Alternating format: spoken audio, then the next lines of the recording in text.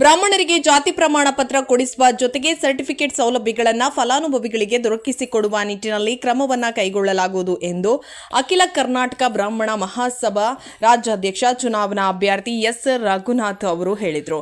ಶಂಕರಮಠದಲ್ಲಿ ನಡೆದ ಚುನಾವಣಾ ಪ್ರಚಾರ ಸಭೆಯಲ್ಲಿ ಮಾತನಾಡಿದ ಎಲ್ಲಾ ಜನಾಂಗಕ್ಕೂ ಸಂವಿಧಾನಬದ್ಧವಾಗಿ ಜಾತಿ ಪ್ರಮಾಣ ಪತ್ರ ಇರುವಾಗ ಬ್ರಾಹ್ಮಣರಿಗೆ ಇಲ್ಲ ಎಂಬುದು ಸರಿಯಲ್ಲ.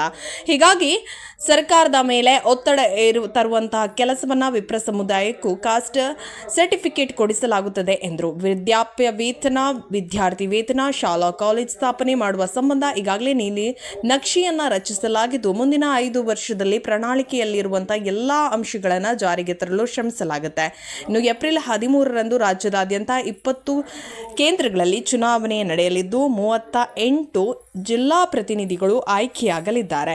ಈಗಾಗಲೇ 13 ಜಿಲ್ಲಾ ಪ್ರತಿನಿಧಿಗಳು ಅವಿರೋಧವಾಗಿ ಆಯ್ಕೆಯಾಗುವ ಮೂಲಕ ನಮ್ಮ ಗುಂಪಿಗೆ ಜಯವನ್ನು ತಂದುಕೊಟ್ಟಿದ್ದು ಬ್ರಾಹ್ಮಣ ಮಹಾಸಭಾ ನಿಕಟಪೂರ್ವ ಹಿರಿಯ ಉಪಾಧ್ಯಕ್ಷ ಆರ್ ಲಕ್ಷ್ಮಣಕಾಂತ್ ಅವರು ನಮ್ಮ ಜೊತೆಗೂಡಿ ಜಿಲ್ಲಾ ಪ್ರವಾಸಗಳನ್ನು ಮಾಡುವ ಮೂಲಕ ಬೆಂಬಲವನ್ನು ಕೂಡ ಸೂಚಿಸಿದ್ದಾರೆ. ಮಹಾಸಭಾ ಮಾಜಿ ಅಧ್ಯಕ್ಷ doctor BNV Subrahmanya, doctor MRV Prasad, ಸಿವಿಲ್ ಶಾಸ್ತ್ರಿ ಅವರ ಪುತ್ರ ನಾಗೇಂದ್ರ ಬಾಬು ಅವರು ಬೆಂಬಲವನ್ನು ಸೂಚಿಸಿದ್ದು, ನಿಕಟಪೂರ್ವ ಅಧ್ಯಕ್ಷ ಅಶೋಕ್ ಹರಳಲಿ ಅವರ ಬಹುತೇಕ ಬೆಂಬಲಿಗರು ನಮ್ಮ ಜೊತೆ ಕೂಡಿ ಇದೀಗ ಕೆಲಸವನ್ನು ಮಾಡಲಾಗ್ತಾ ಇದ್ದು ಚುನಾವಣೆಯೆಲ್ಲ ತಯಾರಿಯೊಂದಿಗೆ ಎದುರಿಸಲಾಗ್ತಾ ಇದ್ದು ಜಯಶಾಲಿಯಾಗಿರುವಂತಹ ಆತ್ಮವಿಶ್ವಾಸ ನಮಗಿದೆ ಎಂದರು. ಇನ್ನು ರಾಜ್ಯದಲ್ಲಿ 46,750 ಮತದಾರರಿದ್ದು ಬೆಂಗಳೂರಿನಲ್ಲಿ ಮಾತ್ರವಲ್ಲೇ 34,500 ಮತಗಳಿರೋದ್ರಿಂದ ಹೆಚ್ಚಿನ ಒತ್ತು ರಾಜಧಾನಿಗೆ ಕೊಡಲಾಗ್ತಾ ಇದ್ದು ಇತರೆ ಜಿಲ್ಲಾ ಮತ್ತು ತಾಲೂಕು ಕೇಂದ್ರಗಳಿಗೆ ಪ್ರವಾಸ ಕೈಗೊಳ್ಳಲಾಗುವ ಮೂಲಕ ಮತಯಾಚನೆ ಮಾಡಲಾಗುವುದು. ಕಳೆದ ಬಾರಿ 450 ಮತಗಳ ಅಂತರದಿಂದ ಹಿನ್ನಡೆಯಾಗಿದ್ದು ಈ ಬಾರಿ ಗೆಲುವಿನತ್ತ ಸಾಗಲು ಬೆಂಬಲಿಗರೊಡನೆ ಎಚ್ಚರಿಕೆಯಿಂದ ಹೆಜ್ಜೆ ಇಡಲಾಗ್ತಿದೆ.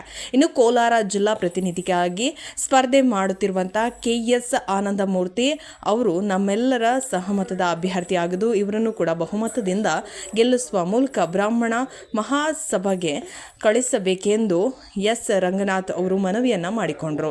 ಇನ್ನು ಜಿಲ್ಲಾ ಪ್ರತಿನಿಧಿ ಅಭ್ಯರ್ಥಿ KN ಆನಂದಮೂರ್ತಿ ಮಾತನಾಡಿ ಜನಾಂಗದ ಎಲ್ಲ ಹಿರಿಯರ ಸಲಹೆ ಮತ್ತು ಸೂಚನೆಯ ಮೇರೆಗೆ ಕೆಲಸ ಕಾರ್ಯಗಳನ್ನು ಮಾಡಲಾಗ್ತಾ ಇದ್ದು ಮತ್ತಷ್ಟು ಹೆಚ್ಚಿನ ಜನಸೇವೆಗಾಗಿ ಚುನಾವಣೆಯಲ್ಲಿ ಆಶೀರ್ವಾದ ಮಾಡಬೇಕೆಂದು ಮನವಿಯನ್ನ ಕೂಡ ಮಾಡಿಕೊಂಡರು.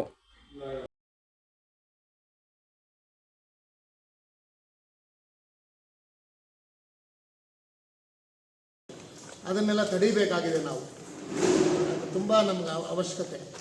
ರೈತರಿಲ್ಲ ಅಂದರೆ ನಮ್ಗೆ ಅನ್ನ ಇಲ್ಲ, ದೇವಸ್ಥಾನಗಳಿಲ್ಲ ಅಂದರೆ ನಮ್ಮ ಸನಾತನ ಧರ್ಮ ಉಳಿಯಲ್ಲ.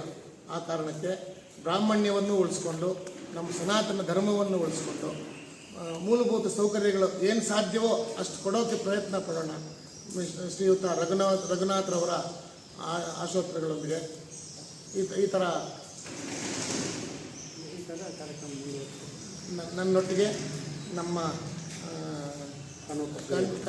ಕಣ್ವ ಪರಿಷತ್ನ ಅಂದರೆ ಅಧ್ಯಕ್ಷರಾದ ಕೋಲಾರ ಮತ್ತು ಚಿಕ್ಕಬಳ್ಳಾಪುರ ಜಿಲ್ಲಾ ಶುಕ್ಲಯಜುರ್ವೇದ ಮಹಾಸಭಾದ ನಾಗರಾಜ್ರವರು ಮತ್ತು ಶುಕ್ಲಯಜುರ್ ಶಾಖಾ ಟ್ರಸ್ಟ್ನ ಅಧ್ಯಕ್ಷರಾದ YV ವೇಣುಗೋಪಾಲ್ರವರು ಮತ್ತು ಕಾರ್ಯದರ್ಶಿಗಳಾದ ಪುರುಷೋತ್ತಮ್ರವರು, ಖಜಾಂಚಿಗಳಾದ HR ವೆಂಕಟೇಶ್ರವರು, ಅದೇ ರೀತಿ ಎಲ್ಲ ತಂಡ, ಅದೇ ರೀತಿ ನಮ್ಮ ಕೋಲಾರ ಭಾಗದ ನಮ್ಮ ಕಣ್ವ ಸೇವಾ ಪ್ರತಿಷ್ಠಾನದ ಅಧ್ಯಕ್ಷರಾದ ಅಮರನಾಥ್ರವರು, ಅದೇ ರೀತಿ ಮುಳುಬಾಗಿಲು ಯಾಜ್ಞವಲ್ಕ ಸಂಘದ ಡೈರೆಕ್ಟರ್ ಆದಂತಹ ಶ್ರೀಯುತ ಸತ್ಯನಾರಾಯಣರವರು ನನ್ನೊಟ್ಟಿಗೆ ಇದ್ದಾರೆ. ಹಿಂದೆ ಬೆಂಬಲವಾಗಿ ನಮ್ಮ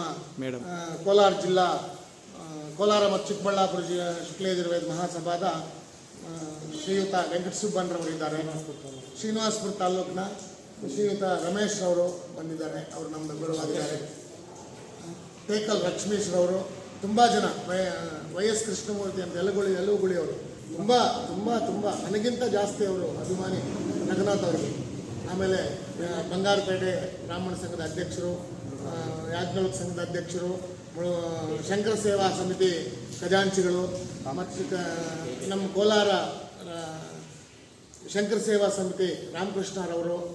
ಅಂದರೆ ಅವರು ಸಮಿತಿ ಪರವಾಗಿ ಬಂದಿಲ್ಲ, ಅನ್ಯತಾ ಭಾವಿಸಬೇಡಿ.